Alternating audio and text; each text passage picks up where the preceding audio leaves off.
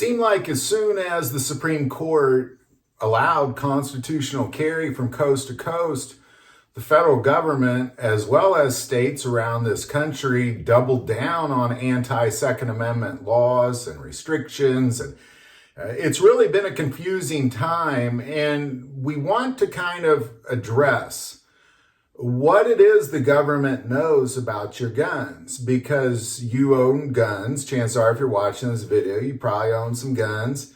What does the government know about those guns? Because as they continue to put limitations on guns and maybe even deem certain guns illegal that they already haven't deemed illegal, what is it they know about your firearms? And that's what this video is about. Well, let's start with how they know. Let's start there. There are records. So how can the government know? Because every time you go and you fill out a form to pass your background check, that's a recorded moment in time on paper that says you own this particular firearm. So let's talk about those first, because those are the most significant records of what you own. Now, what they'll put in there in that record is whether it's a long gun, a handgun, or other firearms, which would be kind of like a Mossberg Shockwave, things that they can't say are a long gun or a handgun. They're just other, essentially. Those are there, and those are also archived. So ultimately, those are at the gun shop. Now, unless that gun shop goes out of business, those records are going to remain there. And there's also now an addition of an electronic records that the ATF is starting to require. And we'll talk about that here in a second. Let's just kind of stick on track with that sheet that you fill out. What happens with that? Well, if that gun store goes out of business, then yes, the ATF now has those records. And if you look at those records, if you've ever seen footage or any sort of photograph of those records, it is hundreds and hundreds of millions of documents that have just consumed the ATF's warehouses. They have metal buildings outside that they're now filling with it's just so many records. Because for the longest time, they weren't allowed to digitalize those because it would be considered a gun registry if they did. Now it's a little more okay, and they are digitalizing it. We'll come back to those digital records. And that's really the out of business records center. So that's where those records go.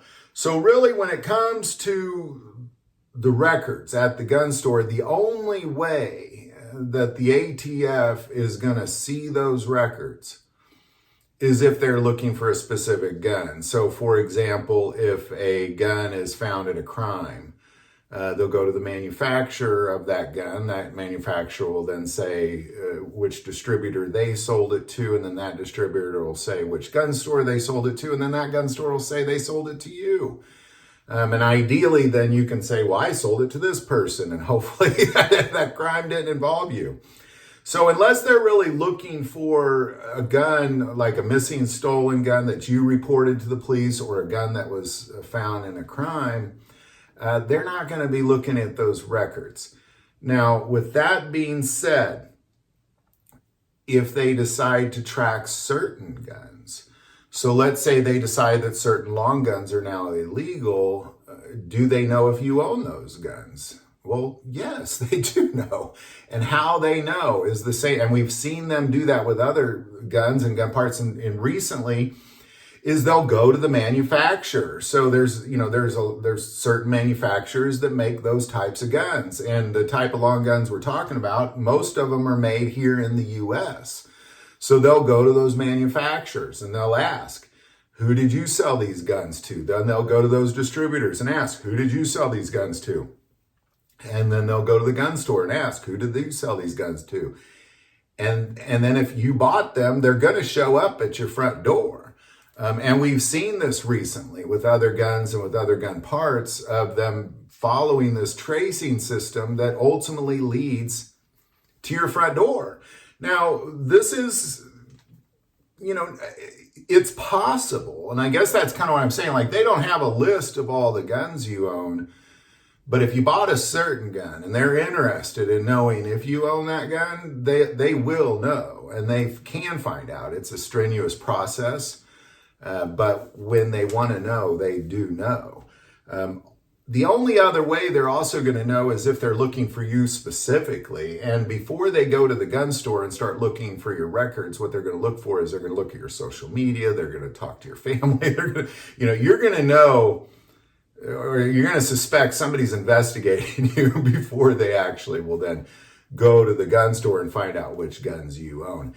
Now, the other exception to this is if you live in a state or a city that has a gun registry, then of course they know what guns you own because you've submitted to the gun registry in that state.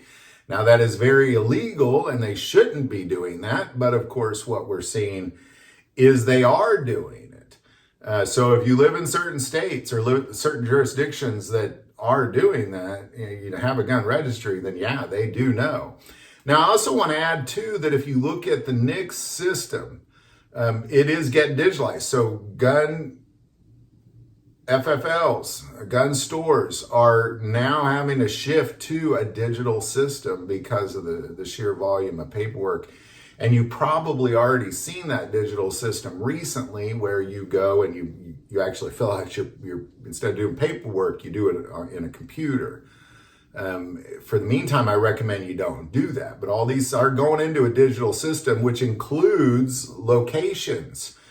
Because if you've looked at the new NICS form, which just came out 3 days ago or so, it asks whether you live within the city limits of the city you say. And the problem with that is it's going to apply city and state jurisdictions. And we're getting on another topic here, but it could lead to some denials of buying firearms.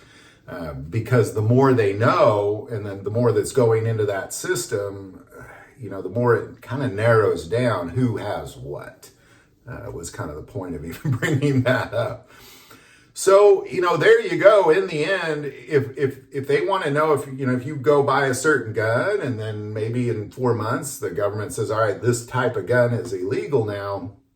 Yeah, they'll know if you have it. Of course they'll know. They just go to the manufacturer, do reverse trace, which they do hundreds of thousands of those every year. They're very equipped and they're very good at it. And they're very efficient at finding out who owns which guns.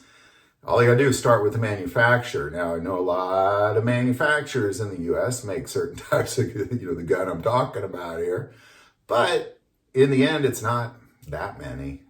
It's not like thousands or anything. So they have enough agents, as you've seen, the mass hiring of ATF agents and FBI and that kind of thing over the last few years as well. They can find out where all these guns went, probably under 30 days is my guess. So there you go. Any insight, does the government know what kind of guns you have? No, but if they want to know, yeah, they can find out. Any thoughts or insight on any of that, definitely put that in the comments below.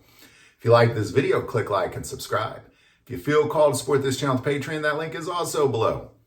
But the most important part of this channel, we take prayer requests. So please don't ever hesitate to send that in.